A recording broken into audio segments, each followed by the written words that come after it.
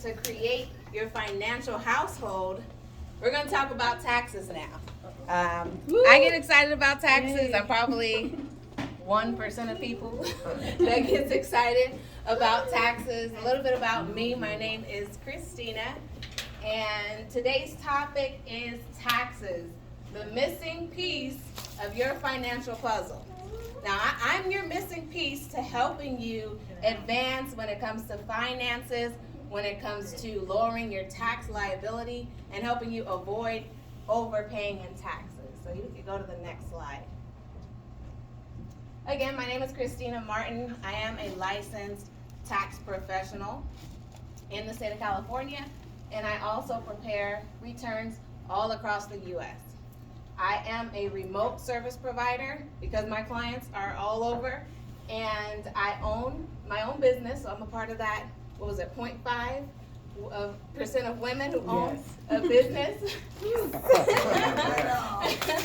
And that company is Tax Tactics, which is an IRS approved tax firm, which is in Lancaster.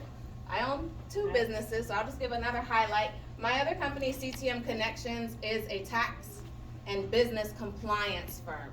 So if you are looking to form your business, establish your LLC, S Corp, C Corp, I'm the person to come to, because I redo so many formations. I realize the need of my services, and so I just take away the guesswork when it comes to starting your business and being in a position where you can elevate and scale your business very quickly.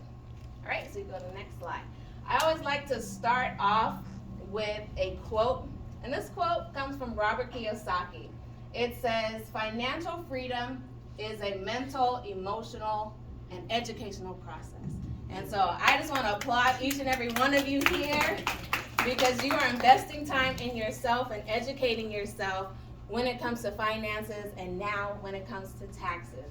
And tying it back into the topic, when it comes to taxes and finding that missing piece of financial literacy, I don't know about you, but have you ever tried to put a puzzle together and you spent hours, you spent days, you're preparing, you're looking at the picture, you're all excited, and you're down to that one piece?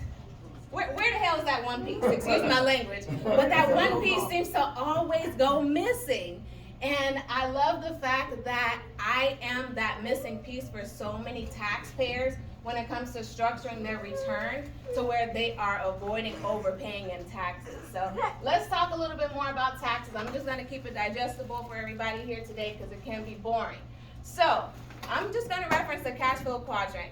My girlfriend Cuddy, she already broke it down on how you make the money, but I want to just let you know that the way you earn the money determines how you're going to be taxed.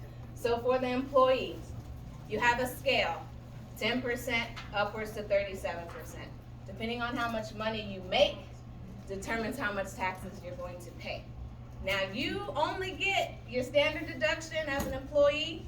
You do not get to itemize no more. That's out the window. The only way you get to lower your tax liability as an employee is paying your taxes. If you go exempt and you don't have a business, you don't have a home, you're not an investor, my hands are tied. I need you to get on over to the self-employed at minimum as an employee for me to help you. And with the self-employed side, that is meaning that you are maybe like a sole proprietor. You are offering a service that you are putting on a name tag and saying, hey, I'm no longer Christina Martin making income. I am Christina Flowers, right? And I offer floral designs. And that is something that I do in addition to make money. And so when I let the IRS know that I'm trying to make money as a sole proprietor, they now give me deductions. They now give me write-offs. And so that's going to lower the taxes that I did not pay as the employee, to lower my liability and get a refund potentially, Maybe you're used to owing, and a lot of my clients, especially over the last 3 years, starting from 2018, they've just been owing, and each year it's getting more and more. They owe more and more and more. And so I help them identify, you need a self-employed type of job if you're not ready to go over to the business owner side. So let's talk about that. business owners, we know that they have a system, and the key thing in relation to taxes is that business owners are taxed as a corporation. So in the difference here from S to B, here as an S, self-employed person, you're getting taxed on the scale, the 10% to 37%. Thank you. But you also get taxed a second time for self-employment tax, 15.3%. I don't know about y'all, I don't like being taxed once, and I for sure am not gonna intentionally position myself to get taxed twice. So what I do is, I form a corporation. That's in the form of an LLC. That's in the form of an S Corp or a C Corp. And when I have that business entity, I am bypassing those double taxes that I just explained. Are y'all still with me? Am I talking too fast? No. Okay. We're gonna switch over to investor, which is the last section. Investors get taxed on capital gains. So capital gains are typically on two spectrums. We have the short-term taxes, and then you have the long-term taxes. And that's really boiled down to how long you've held that investment and how you're gonna be taxed. Now, just a tip for you to note, if you're doing any investing, if you can hold your investment for a minimum of a year and get within the first bracket of long-term investment taxes, you don't pay any taxes. So a lot of people, especially people who are getting on Robinhood and buying stocks here, buying stocks there, you're frivolously buying and selling, and you don't know no strategies, and then you bring the documents to me. I'm like, you held it for a month. Come on, what? You got scared? No, this is long term. So you want to keep those things in mind when you are earning money, and also knowing how you're going to be taxed. You can go to the next slide. Thank you. So this is not going to be very visible on this wall, but I wanted to highlight these two forms, knowing that there will be some parents in the crowd, and letting you know some 2021 tax forms to make sure you're utilizing if it applies to you. The first form is the 2441. So this is a form that you would use if you are paying child care costs out of pocket. So this applies to you if you are looking for work, if you are at work, or you are working within your business. If you paid a child care facility, then that child care facility will give you a end of the year document letting you know how much you paid for child care for that child. And that's reported on here. And this is a tax write-off for you as an employee. So remember how I said employees, you're limited. You only got so many things you can pull from. You want to definitely tap in and use this 2441 form. Now let's say you did not send them to kinder care, but you paid Auntie Betty, right, to watch your child.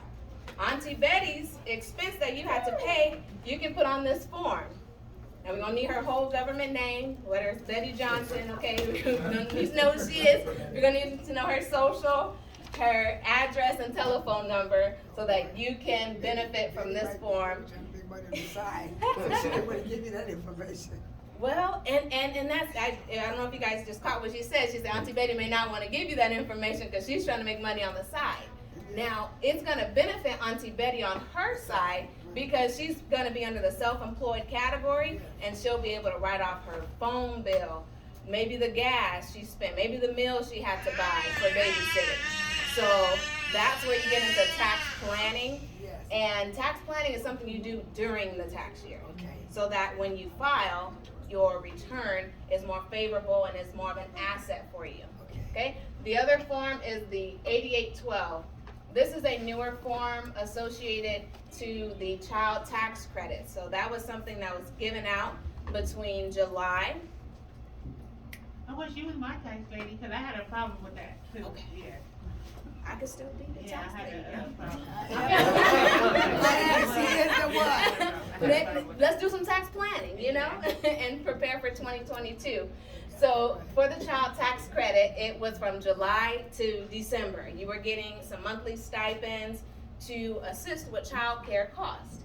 And there was a letter, the 6419, and that letter outlined what you received, and you want to make sure you give that to your tax person, or if you're doing your own return, make sure you reference that letter, 6419, so you enter the right information. Because one, if you did not receive the money that you were supposed to, this is how you claim it.